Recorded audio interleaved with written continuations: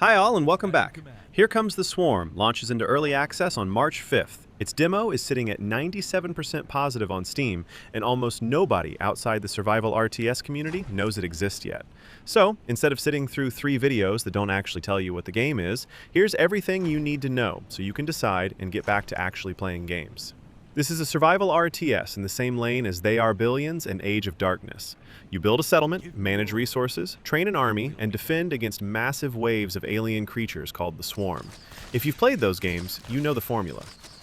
What this one does differently is layer a full roguelike progression system on top of that base, and that changes more than you'd expect, because the biggest problem with survival RTS has always been that every run starts to feel the same. Here Comes the Swarm is built specifically to fix that. But it doesn't fix everything, and I'll be upfront about where it falls short. The setting is a planet called Ulora, overrun by a hive mind. Your settlement is humanity's last foothold, and the swarm attacks in thousands, pushing against your walls from every direction. You start with a warrior, archer, priest trinity, and expand from there. Resource management is easy to learn, but keeping your people fed while scaling defenses is where the tension sits. One positioning mistake and a wave floods through a gap you didn't expect. The first system that creates variety is deities. You pick a god before each run, and their blessings shape your entire strategy. Tiamat leans defensive, fortifying walls and strengthening your holdout. Karkadon rewards aggression and pushing into swarm territory instead of waiting behind defenses.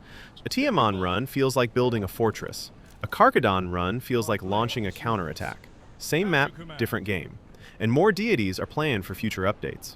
The second is the Arcanum. You collect essences during skirmishes and spin them on a progression tree that opens up new strategic options between runs. The changes nudge your playstyle rather than flip it, but they compound over time and make your 10th run feel meaningfully different from your first. The third is Expedition Mode, and this is where the roguelike structure really kicks in.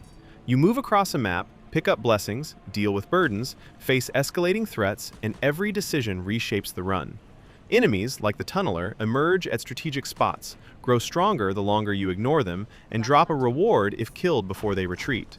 That risk-reward tension is what keeps expedition runs engaging, even when your strategy falls apart.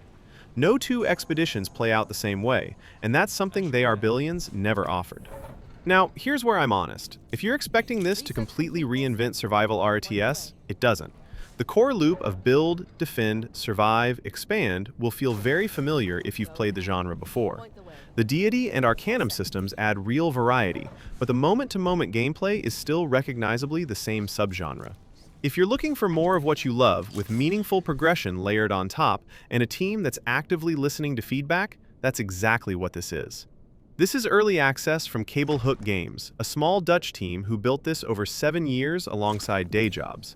What's here includes skirmish mode, expeditions, a boss encounter, 2 deities, 5 difficulty levels, and a wide selection of essences.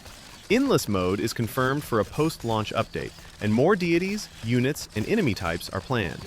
The art direction and sound design are solid, building systems feel responsive, and the early access price is lower than what the full release will cost.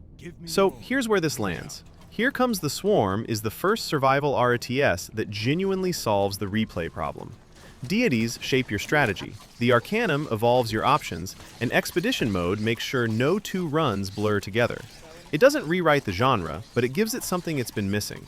If you've been wanting a survival RTS with runs that actually feel different each time, this is it. That's Here Comes the Swarm explained.